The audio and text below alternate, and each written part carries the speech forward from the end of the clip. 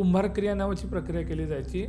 ती ना 10व्या दिवशी व्हायची ना 13व्या दिवशी व्हायची, ती 12व्या दिवशी व्हायची. 11 तांदळाचे वारुळ्याचं रिंगण, त्याच्यामध्ये कणकेची एक बॉडी तयार करायची आणि त्याच्या डोक्याच्या जागी मडकं ठेवायचं. कोकणामध्ये नाही तर संपूर्ण महाराष्ट्रामध्ये अशी मान्यता आहे की तो जीवखडा काही मांत्रिक चोरतात आणि तो जीवखडा ज्यावेळी चोरला जातो त्याच्यावरती प्रक्रिया केली जाते. सो चेटकोबा कोण असतो तर चेटकोबा हा तो ब्रह्मसंबंध किंवा ब्रह्मराक्षस असतो ज्याने महादेवाचं दिगंबर स्वरूपाची पूजा करून स्वतःचं मुंडकं अर्पण केलं. पण हा तांडव गणपतीचा निर्माता कोण आहे तर ह्या तांडव गणपतीचा निर्माता आहे कोत्रकर. तमिळनाडूला ज्यावेळी गेला त्यावेळी त्यांनी स्मशानात बसून एक पंचधातूची 3.5 फूट रुंदीची अशी 2.5 फूट उंचीची अशी मोठी मूर्ती तयार केली आणि त्याला त्यांनी नाव दिलं अघोर गणेश, ज्याला आपण पुढे इतिहासात तो तांडव मूर्ती तांडव गणेश म्हणून प्रसिद्ध झाला. म्हणलं मंजुळा काय असतं, म्हणलं मंजुळा काय असतं, काय का मंजुळा काय असतं. आणि ती जी जोरात ओरडली कानातून रक्त येईल असं लिटरली मी कान बंद केले. नमस्कार मंडळी, मी आहे श्रद्धा शेट्टी आणि तुमचं पुन्हा एकदा स्वागत आहे नुसत्या गप्पा विथ श्रद्धा या पॉडकास्टमध्ये.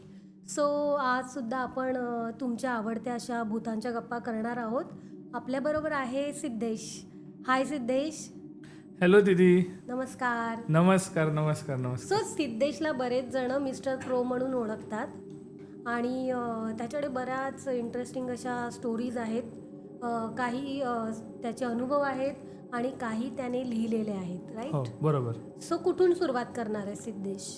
मी काही महाराष्ट्रातल्या ज्या मान्यता आहेत. पहिली गोष्ट तर मला बोलवल्याबद्दल धन्यवाद. म्हणजे स्केरी पंपकिन मधून नुसत्या गप्पा म्हणजे हिंदीतून मराठी ट्रान्झिशन आणि ती जी माझी जी मी असं एक कावळा आहे तिथून उडत आता इकडे आलोय. आणि हा म्हणजे भूतांवर बोलणं आणि भूतांबरोबर राहणं माझा छंद आहे. त्याच ह्याच्यावर आता आपण गप्पा मारतोय. तर तुम्ही मला जसं विचारलं कशावर बोलणार आहे तर पहिली गोष्ट मला प्रेक्षकांना सांगायचं आहे की मी जे काही बोलतोय ते ऐतिहासिक दाखल्याला धरून बोलतोय आणि जे काही आपल्या पुराणांमध्ये लिहिलंय, पुस्तकांमध्ये लिहिलंय, दंतकथांमध्ये आले त्याला धरून बोलतोय. तर ते कोणी घरात प्रयोग करू नका. आणि सगळ्यात महत्त्वाचं म्हणजे ही वॉर्निंग समजा किंवा कॉशन समजा किंवा प्रिकॉशन समजा की काही गोष्टी अशा आहेत की तुम्ही माझ्या ऐकताल आणि तुम्ही त्या कृतीत करायला जाताल तर तुम्ही अशी कोणती तरी दार उघडताल ज्याचं कुलूप उघडणं तुमच्याकडे आहे पण त्याच्यानंतर जी चावी आहे त्याला परत घालवायची ती मात्र तुमच्याकडे नसेल. बरोबर आहे. तर अशाच खूप साऱ्या ज्या अज्ञात कुलपांच्या चाव्या आहेत त्या आता मी चालू करतोय. म्हणजे खोलून दरवाजे खोलून फक्त दाखवते, तुम्ही बघा खिडकीतून. पण म्हणजे एक्झॅक्टली काय सांगणार आहेस? बेसिकली आता मी महाराष्ट्रातल्या काही मान्यता, काही प्रक्रिया आणि काही भूतांच्या रिलेटेड गोष्टी असतील, त्यांचे प्रकार असतील ते आता सांगणार आहे या पॉडकास्टमध्ये. आणि त्याच्यानंतर मी अशा काही एका अगम्य विश्वात घेऊन जाणार आहे तुमच्या प्रेक्षकांना की स्केरी पंपकिनवर त्याची सुरुवात झाली आहे पण त्याचा पुढचा जो पार्ट आहे म्हणजे खूप जण 1 वर्षापासून त्याची वाट बघतात आहे. आणि टचवूड माझी सुरुवात स्केरी पंपकिनमध्येच झाली होती त्या पॉडकास्टची. म्हणजे मी जे एक विश्व तयार केलं होतं आणि जे माझे स्वतःचे अनुभव होते, मी एका जगात गेलो होतो आणि त्यातून काही गोष्टींची माझी गाठ पडलेली होती, त्याच्या रिलेटेड काही पुढचा एक अज्ञात असा छोटासा भाग दाखवणार आहे. सुरुवात मी करणार आहे कुंभारक्रिया या गोष्टीपासून. कुंभारक्रिया ज्यावेळी तुम्ही ऐकता तर तुम्हाला डोक्यात काय येतं की कुंभार आहे तो मडकं बनवतोय, बरोबर? तर महाराष्ट्राचे जे विभाग येतात म्हणजे उत्तर महाराष्ट्र येतो, पश्चिम महाराष्ट्र येतो, विदर्भ येतो, खानदेश येतो, मराठवाडा येतो, तसं कोकण पण येतो. तर कोकणामध्ये पण 3 विभाग येतात. एक घाटमाथ्याचं कोकण येतं, त्याच्यानंतर मग एक तुमचं गोव्या साईडचं कोकण येतं आणि एक तळ कोकण येतं. तळ कोकणमध्ये काय काय येतं तर कोल्हापूरला जॉईंट जे सगळे कोकणातून येणारे रस्ते आहेत. बेसिकली कोकण 2 साईडने ओपन होते. एक अलिबागच्या साईडने जे तुम्ही पनवेल पालघर या मार्गाने जाता, दुसरं जे चालू होतं कोकण ते ॲक्च्युअली तुमचं चालू होतं मुंबई गोव्याच्या साईडने आणि तिसरं होतं ते कोल्हापूरच्या साईडने. तर कोल्हापूरच्या साईडने कोकण जे येतं त्याला आपण तळ कोकण बोलतो. तळ कोकणामध्ये मग सिंधुदुर्ग येतं, सावंतवाडी येतं, रत्नागिरी येतं, असे खूप जिल्हे येतात, वेंगुर्ल्यासारखे जिल्हे येतात.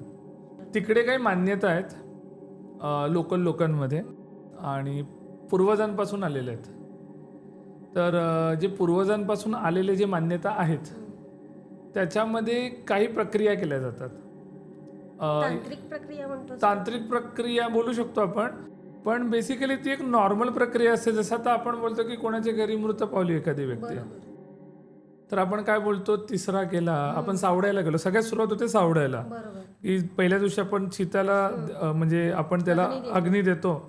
त्याच्यानंतर दुसऱ्या दिवशी आपण ती राख सावडायला जातो. मग तिकडे मणी सोन्याचे असतील किंवा काय असतील ते एका मडक्यामध्ये बांधतो. तिकडचा जीव खडा असतो, त्याला त्या काय म्हणतात त्या मडक्याबरोबर त्या माठाबरोबर आपण बांधतो आणि घरी येऊन बाहेर टांगतो.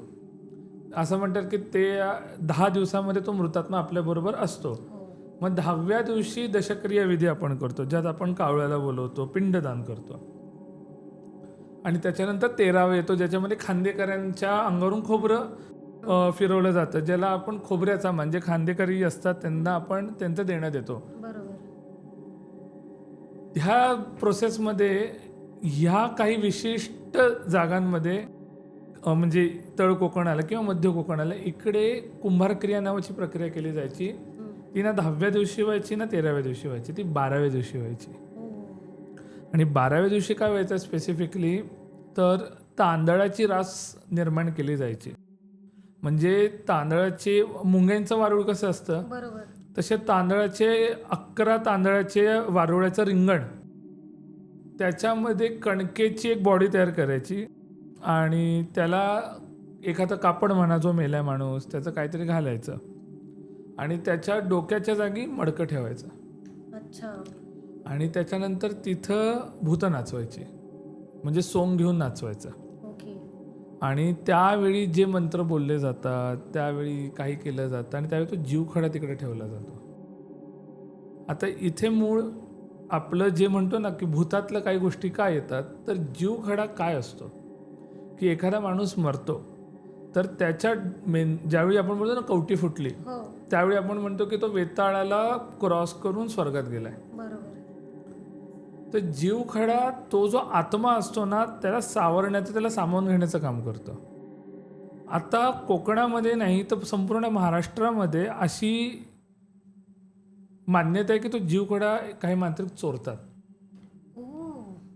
आणि तो जीवखडा ज्यावेळी चोरला जातो त्याच्यावरती प्रक्रिया केली जाते आणि त्यातला जो बांधलेला आत्मा असतो त्याला प्रेतयोनीत आणलं जातं. प्रेतयोनी म्हणजे परत धर्तीवर आणलं जातं, पण आता तो मेला, त्याला शरीर नाही आहे, सो तो प्रेत झाला, म्हणजे अतृप्त आत्मा. बरोबर.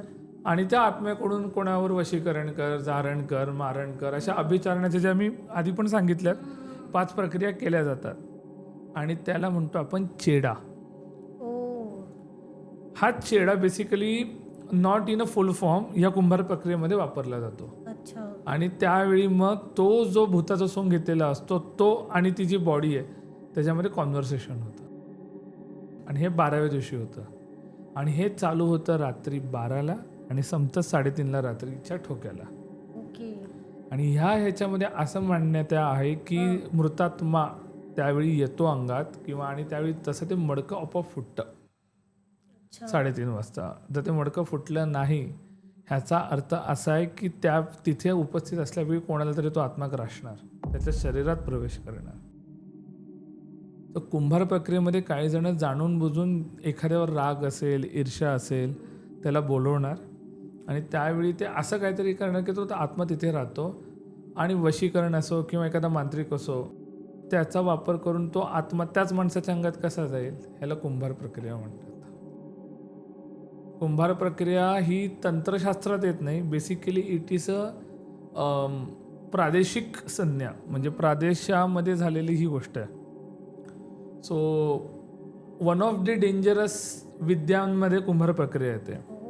आणि ह्याला जाणणारे जे मांत्रिक असतात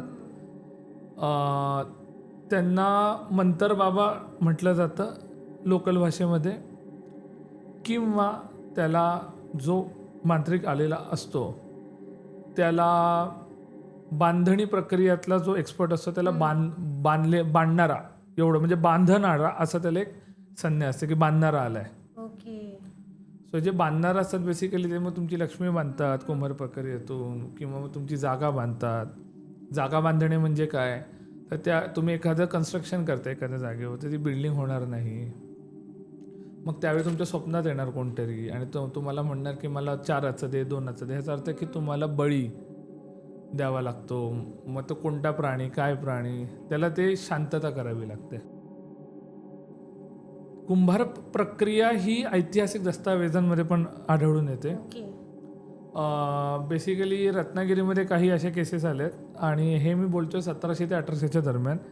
मी स्पेसिफिक गावांचं नाव नाही सांगणार कारण म्हणजे मला नाही ते ओपन करायचं, पण हे ऐतिहासिक दस्तावेजांमध्ये आहे.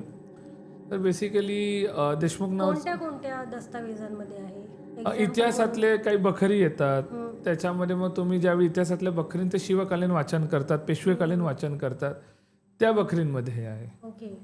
आणि हे मोडी लिपीमध्ये असतं आणि ह्याचे पण खूप अभ्यासक आहेत. आणि मला जितकी मोडी लिपी समजते किंवा मला जितका अभ्यास येतो, कारण मी पण इतिहासामध्ये आता MA झालो आहे, तर त्याच्या आणि मोडी लिपीचं मी थोडेफार शिकलेलो आहे. आणि त्याच्यातले काही एक्सपर्ट्स आहेत त्यांच्याशी बोलल्यानंतर मला कळलं की अशा ठिकाणी झालं आहे. तर रत्नागिरीमध्ये स्पेसिफिकली एक देशमुख नावाचं एक कुटुंब होतं आणि त्यांच्यावर कोणीतरी कुंभार क्रिया केली होती. त्यात त्यांची जी वयात आलेली मुलगी होती ती अचानक बोलली की मला रांडाळीत घेऊन जा. ओके. आणि चांगल्या घरातल्या बायका शक्यतो असे शब्द बोलत नाही. किंवा मग आणि हे खूप केसेस आहेत, म्हणजे कोणी कोणाला कुंभार प्रक्रिया केलं. किंवा मग म्हणणार की म्हणजे मारायची इच्छा होणं कोणाला तरी, अंगामध्ये अमानवीय शक्ती येणं किंवा कच्चं मांस खाण्याची इच्छा होणं, अशा प्रक्रिया त्यांच्या घरामध्ये झाल्या होत्या. त्यावेळी मग त्याचा न्यायनिवाडा तिकडच्या पाटील कुलकर्ण्यांकडे आला होता. तर त्याचा असं एक लिखित बखरीमध्ये उल्लेख आहे. कुंभार क्रियानंतर आणखीन एक क्रिया केली जाते जिला म्हणतात मसान कालिया. ओके. मसान कालिया हे बेसिकली बंगालमधून जे मसान कालिका होतं बंगालमध्ये, ज्याच्यात मशाण उठवलं जातं. स्मशान कधी उठवलं जातं, ज्यावेळी तुम्हाला एखाद्या पैशाचा पाऊस पडायचा आहे. परत मी सांगतोय, ह्या अंधश्रद्धेला धरून असलेल्या गोष्टी आहेत, बरोबर. या लिखित आल्यात म्हणून मी सांगतोय. पूर्वी घडल्याचा अर्थ असा नाहीये की त्या खऱ्या असतील. हो, आणि ह्या सगळ्या एंटरटेनमेंट म्हणून घ्या. हां, एंटरटेनमेंट हे प्युअर. हो. तर जेवढं मी वाचलं त्याच्यामध्ये बंगालमध्ये जे होतं त्याच्यामध्ये तुम्ही कालीची पूजा करता. बरोबर. आणि मग कालीला बळी दिला जातो आणि त्याच्या अनुषंगाने पुढे केलं जातं. पण इथे मसान कालिका ही वेगळी आहे. इकडे मसान कालिका ही फक्त जागेसंबंधी केली जाते महाराष्ट्रामध्ये. ओके. म्हणजे आता एखाद्याची जागा बळकवायची आहे, आपल्यामध्ये कसं राखणदार असतो, जागेवाला असतो, मग त्याला पॉवरलेस करणं.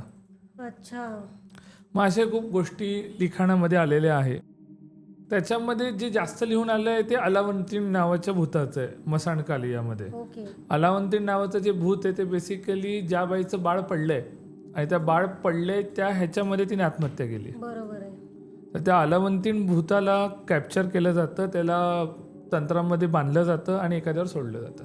बरोबर. सो हे मसान कालियामध्ये होतं. इकडे पूजा कालीचीच होते, चंपाचीच होते, पण परत ज्या अलाउड नाही आहे त्याच येतात. जसं खूप जण उच्चिष्ट गणपतीची पण पूजा करतात, पण आता ती वाम प्रक्रियेतली पूजा आहे, पण ती कधी कधी मग ते काही अघोर विद्यांसाठी केल्या जातात, ज्याला आपण अभिचार वृत्ती बोलतो, जे अलाउड नाही आहे.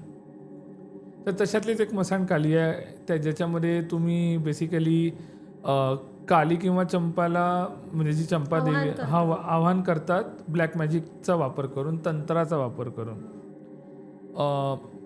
ह्यांना मांत्रिक असं संबोधलं जातं आपल्याकडे, पण वरती त्यांना बेसिकली ज्यावेळी जातात त्यावेळी त्यांना अघोरी असं म्हटलं जातं.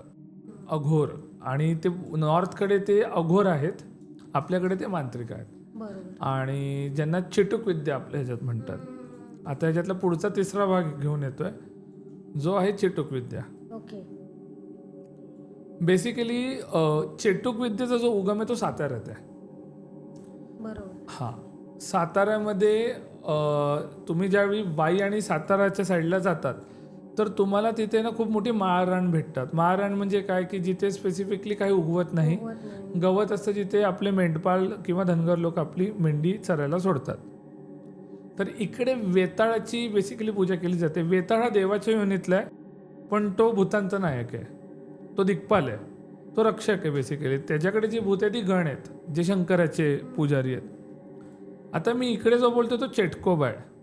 सो चेटकोबा कोण असतो? तर चेटकोबा हा तो ब्रह्मसंबंध किंवा ब्रह्मराक्षस असतो जो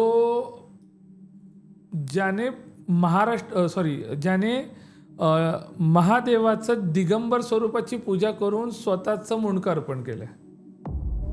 पण तो त्याच्यानंतर तीच विद्या रावणाने जे काही लिहिलेले तंत्रशास्त्र आहे त्याला अनुसरून कलीबरोबर ज्यांनी संधान बांधलं की अमरत्व मिळवावं म्हणून, त्याला चेटकोबा असं म्हणतात. अच्छा. हा चेटकोबा स्वामी कोणाचा? तर चेटकोबा स्वामी हा मुंजाचा, चेटकोबा स्वामी हा ब्रह्मसंबंधाचा, ब्रह्मराक्षसाचा, चेटकोबा स्वामी हा जखिणीचा. चेटकोबा एखाद्या बाईचं बाळ पाडायचं असेल किंवा एखाद्याचं मरण एकावर करायचं असेल तर चेटकोबाचं नाव घेतलं जातं, तर चेटकोबाला विधी करण्यात येतो.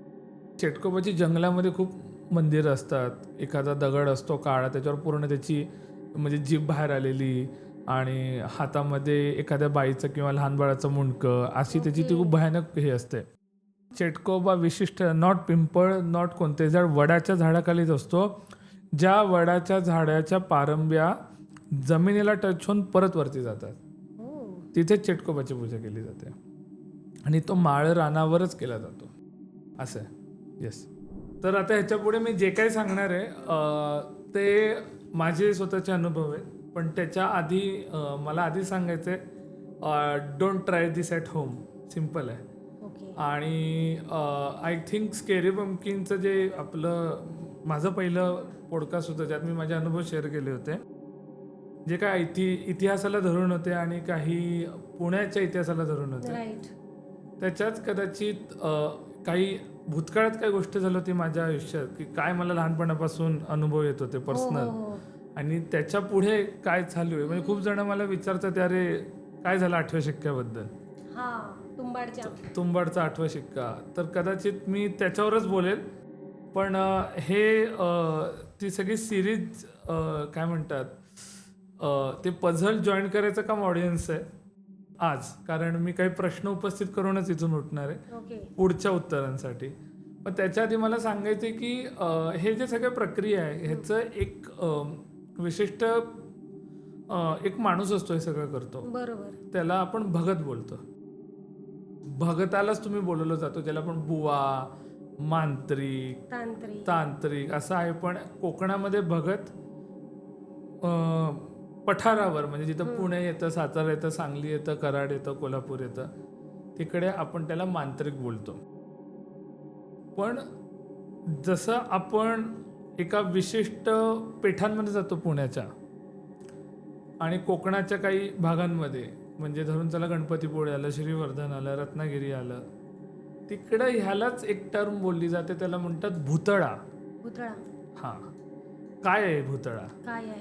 सांग. तर भुतळा हा तो प्रकार आहे जो बेसिकली भूत घेऊन फिरतो. तो जॉन कॉन्स्टंटीन आहे, जर लोकांनी बघितलं असेल, तो आपल्या मराठी विश्वांमधला. म्हणजे नारायण धारपांना पण कुतूहल होतं, पण दुर्दैवाने पुढे नाही लिहिलं त्यांनी त्याच्यावर, कारण 2008ला ते गेले. पण भुतळा हे मला खूप असं वाटलं, म्हणून भुतळावर फॅसिनेटिंग कॅरेक्टर आहे ते, म्हणजे त्याच्यावर लिहिता पण खूप येईल. तर असाच मी खूप शोधात होतो की मला भुतळा भेटेल का नाही भेटेल का. तर मी खूप कोकणात गेलो, मी पुण्यामध्ये पण खूप पेठा हुडकल्या. आणि आता लोक म्हणतात की कोणत्या पहिल्या पॉडकास्टबद्दल बोलतात, तर मी त्याची थोडीशी पार्श्वभूमी देतो की ज्यावेळी आपलं पहिलं पॉडकास्ट झालं त्यावेळी मी तांडव गणपतीबद्दल बोललो होतो, जो तांडव गणपती राघोबा रघुनाथने केलेला होता. पण हा तांडव गणपतीचा निर्माता कोण आहे? तर ह्या तांडव गणपतीचा निर्माता आहे कोत्रकर. कोत्रकर हा सिद्ध साधू होता आणि राघोबा रघुनाथांनी त्याला एक काम दिलं होतं की तू असा गणपती क्रिएट कर की ज्याच्यामुळे मी माझ्या पेशव्यातले जे काही आता गादीवर बसेल त्याला मी बांधून त्याला मारण विद्या करू शकतो. कोत्रकर हा अघोर साधू होता, सिद्ध साधू बरोबर. तो अघोर विद्येमध्ये पारंगत होता. हेच डोक्यात ठेवून पुढे माधवरावाने त्याला हकलून दिलं बरोबर. आणि म्हणून तो तमिळनाडूला गेला. तमिळनाडूला ज्यावेळी गेला त्यावेळी त्याने स्मशानात बसून एक पंचधातूची 3.5 फूट रुंदीची अशी 2.5 फूट उंचीची अशी एक मोठी मूर्ती तयार केली आणि त्याला त्यांनी नाव दिलं अघोर गणेश, ज्याला आपण पुढे इतिहासात तो तांडव मूर्ती, तांडव गणेश म्हणून प्रसिद्ध झाला. पण मला सांग, तू बोलतोय की 3.5 रुंदी हां, आणि 2.5 फूट, मग ती झोपलेली मूर्ती आहे का अशी? नाही, तो बेसिकली युद्ध प्रक्रिया आहे, त्याला 5 हात आहे, त्यामुळे त्याची अच्छा. 3.5 फूट आहे आणि अशी ती 2.5 आहे. त्याच्या खाली कदाचित काहीतरी असू शकतं. काही जण म्हणतात की तो प्रेतांवर उभा आहे का, तर असू शकतं. पण ती जी आता मूर्ती दिसतीये ती बेसिकली तो 2 पायांवर उभा आहे गणपती, त्याला 5 हात आहेत. नंतर आपण फोटो पण लावू. हां, आणि तो बेसिकली युद्धमुद्रेमध्ये पण धरून चाललं की जसं मी सांगितलं गणपती शुभतेचं प्रतीक आहे. पण हे तसं नाही आहे. हा गणपती म्हणजे हा गणपती उच्चाटन करण्याला, वंशविनाश करण्यासाठी क्रिएट केलेला आणि खऱ्या गोष्टी आहेत. म्हणजे हे इतिहासात दर्ज आहे. म्हणजे तुम्ही शकावलींमध्ये जाऊन बघू शकता, तुम्ही राजवाड्यांकडे तुम्ही बघू शकता. खूप इतिहासकार आहेत ज्यांच्या ह्याच्यात ते तांडव गणेशचा उल्लेख आहे. तांडव गणपती जो आहे तो बेसिकली उलटा गणपती आहे. उलटा गणपती म्हणजे काय की धरून चला की तुम्ही उजव्या हाताने पूजा करता, ज्याला आपण दक्षिणाचाराची पूजा बोलतो. तांडव गणपतीला वामाचाराची पूजा आणि त्याच्यानंतर अघोरचाराची पूजा, म्हणजे डाव्या हाताने केलेली पूजा आणि त्याच्यानंतर अघोर. अघोर म्हणजे तुम्ही बळी दिले जातात. एका यंत्रामध्ये बांधून तो गणपती, यंत्र म्हणजे आपण टाक ठेवतो घरामध्ये, ते यंत्र. त्याच्यानंतर आपण ज्यावेळी बोलतो ओम भ्रू भ्रुवस्वः, हे झालं गायत्री मंत्र. आणि जे आपण बेसिकली धागे बांधतो किंवा एखादा बळी देतो किंवा आपण बेसिकली यज्ञ करतो, ते झालं तंत्र. ज्याच्यामध्ये आपण दशदिशांना जे आपण म्हणतो ना की ज्यावेळी आपण घरामध्ये एंट्री करतो की सर्वमंगलम वायुमंगलम उदतमंगलम चंद्रमंगलम सूर्यमंगलम, ह्याचा अर्थ काय की आपण नवग्रहांना आणि पूर्व पश्चिम उत्तर दक्षिण या सर्व दिशांना पॉझिटिव्ह एनर्जी क्रिएट होय म्हणून करतो. हा गणपती दक्षिण दिशेला तयार करण्यात आला. म्हणजे दक्षिण दिशेला ह्या मूर्तीचं तोंड, गणपती पूर्वेला कोनाड्यात ठेवला जातो हा, किंवा पश्चिमेला. बरोबर. पण हा गणपती दक्षिण दिशेकडे तोंड म्हणजे यमद्वाराकडे. आणि त्याच्यावरती दिलेले बळी, त्यात त्यांनी निगेटिव्ह एनर्जी बांधली त्या गणपतीला. आणि जसा तो गणपती शनिवारवाड्याच्या तळघरात आला तसा माधवरावांना क्षयरोगाचा म्हणजे टीबीचा त्रास चालू झाला. त्यांना रक्ताच्या उलट्या व्हायला लागल्या आणि 10 वर्षानंतर माधवराव पेशव्यांचं निधन झालं. माधवराव पेशवे ज्यावेळी गेले त्यावेळी 27 वर्षाचे होते. असं म्हणतात की ही मूर्ती आल्यामुळे झालं. पुढे आनंदीबाई पेशवे, राघोबा दादाची बायको, हिने धचामा केला आणि नारायणराव पेशव्याचा खून केला गारद्यांकडून. आपण जे बोलतो शनिवार माड्यामध्ये काका मला वाचवा, तर नारायणरावांचा जिथे खून झाला तिकडेच तांडव गणपतीची पूजा होत होती. बरोबर. आणि त्याच्या मागे मुंजाचं झाड आहे. तर मुंजा मी खूप वेळा सांगितल्यामुळे आता मी ते विस्तृत सांगणार नाही, पण ते मुंजाच्या झाडाच्या इथे जो मला सगळ्यात पहिला अनुभव आला होता तो आता मी सांगणार आहे. ओके, सांग. तर बेसिकली लोकांना असं वाटतं की काका मला वाचवा, काका मला वाचवा असा आवाज येतो. आणि माझं तेच डोक्यात होतं आणि मी चाललेलो होतो. आणि सार्वपित्री अमावस्या होती त्या दिवशी. आणि बेसिकली माझ्या डोक्यात त्यावेळी अशी संज्ञा होती की भूत नाही आहेत. मी हॅरी हुडिनीचा खूप मोठा चाहता होता. हॅरी हुडिनी आत्तापर्यंत सगळ्यात मोठा जादूगार. आणि त्यांनी बेसिकली चॅलेंज केलं प्रत्येक जो भूत आहे असं म्हणणारा माणूस होता. त्या शर्लॉक होम्स ज्यांनी लिहिले त्याचे जनक आर्थर कॉनन डाईल, त्यांना पण त्यांनी चॅलेंज केलं की तुम्ही भूत आहे दाखवा. तर ती the debate of the century त्या दोघांमध्ये झाली होती की एका ठिकाणी एक जादूगार आहे जो कथात्मक विश्व तयार करतो पण तो म्हणतो भूत नाही आहे. आणि एका ठिकाणी प्रॅक्टिकल मुद्द्यांवरती तयार केलेला गुप्तहेर डिटेक्टिव्ह आहे शर्लॉक होम्स, आणि ज्याचे लेखक आहे आर्थर कॉनन डाईल. ते म्हणतात नाही प्लॅनशीट आहे, चेटुकविद्या आहे आणि भूत आहे. दोघे विरोधी आहे. म्हणजे बेसिकली हा ॲक्च्युली भूत मानणारा पाहिजे पण हा भूत मानत नाही, आणि ह्यांनी भूताला विरोध करायला पाहिजे पण हे भूत मानतात. ह्या दोघांच्या डिबेटमध्ये हॅरी हुडीने कुठेतरी जिंकला, कारण यांना काही फॅक्च्युअल मुद्दे सायन्समध्ये बसताना मांडता आले नाही. तर मला असं त्यापर्यंत वाटायचं की हॅरोडीने बरोबर आहे. आणि जसजसं मी त्या मुंजाच्या झाडात, मग मुंजाचं झाड म्हटलं जातं कारण ते दक्षिण दिशेला आणि तिकडे असं म्हणतात की तिथं मुंजा बांधल्या हे ते. म्हटलं काय असेल आपल्याला खोटे असं असं मला वाटलं त्यावेळी. आणि जसं मी पुढे गेलो मला एकदम क्षीण असा आवाज आला, वाचवा बाळा वाचवा. अरे मला वाचवा रे बाळा, पुढे नको जाऊ. मी मागे वळून नाही बघितलं. मला वाटलं की कोणतरी एखादा भीक मागायला माणूस बसला असेल किंवा एखाद्या रस्त्यावर झोपणारे लोक असतात. पण म्हटलं वाचवा का म्हणणार. तसं मी मला माहीत होतं ओ द्यायची नाही, तरी म्हटलं कोण कोण रे बाबा वाचवा. आणि मला त्याच्यानंतर तो आवाज येणं बंद झालं. मी घरी गेलो, मी झोपलो. डोक्यामध्ये तोच विचार होता की तांडव गणपती राघोबा दादाने केला. पुढे तो तांडव गणपती खूप ठिकाणी फिरला पण. म्हणजे मी जसं सांगितलं मोघे डॉक्टरांकडे गेला. 1818ला दुसऱ्या बाजीरावाने तो म्हणजे जे काय शेणगीकर नावाचे गृहस्थ होते त्यांना दिला.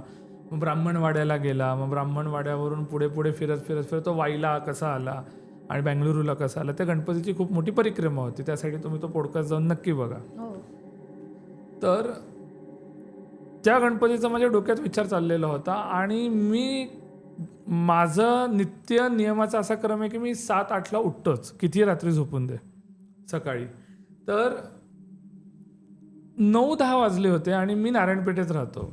आणि माझ्या खाली जे आजी राहतात त्या बेसिकली माझं सगळं जेवण वगैरे बघतात. आणि सो आसावरी आजी नाव आहे त्यांचं. आणि मी आता खरी नावं घेणार नाही कारण मला आयडेंटिटी पुढे आणायची नाही आहे. तुम्ही लगेच येताल आणि होणार आहे कुठे कुठे आहे ते. आणि तर ते मला भूत पकडणारा डॉक्टर असं म्हणायचं मस्करीमध्ये. तर ते ओ डॉक्टर. मला आवाज ऐकू येत नव्हता. मला फक्त वाटत होतं की आजी माझ्याशी बोलतात आहे. आणि मी गाढ झोपेमध्ये होतो.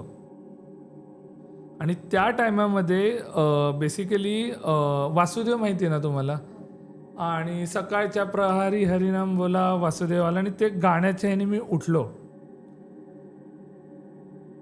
आणि मी जसा किचनच्या साईडला गेलो तसं माझ्या दारावरची घंटी वाजली आणि पोस्टमन आला आणि माझ्या हातामध्ये पत्र दिलं.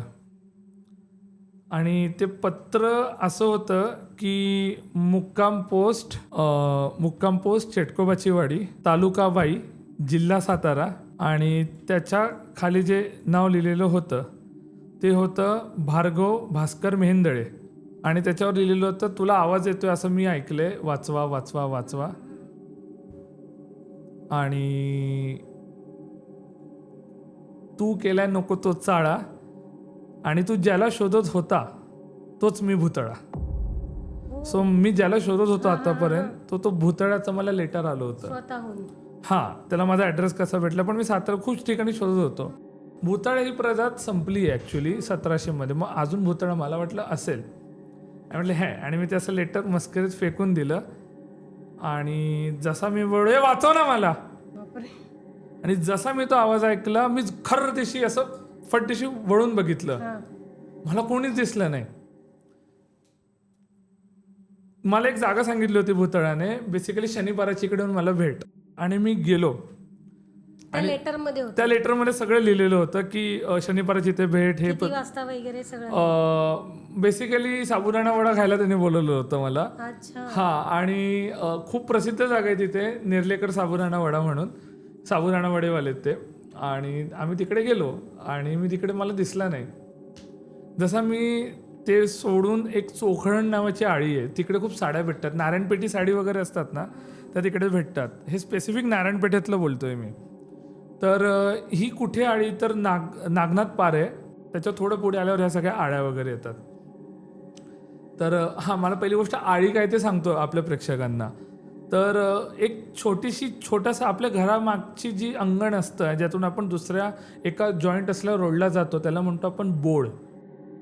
ह्या 2 बोळांना एकत्र केलं जातं त्याला म्हणतो आपण आळी. एक अशा 4 आळ्या ज्यावेळी एकत्र येतात त्याला आपण बोलतो गल्ली. अशा 2 गल्ल्या एकत्र येतात त्याला म्हणतो आपण रस्ता. असे 2 रस्ते एकत्र येतो त्याला म्हणतो आपण पार. 3 रस्ते येतात त्याला तिठा. आणि 4 रस्ते येतात त्याला चौक. आता मी सगळ्यात बेसिक आळी म्हणतोय. मी का आळीत घुसलो कारण मला तो शॉर्टकट होता.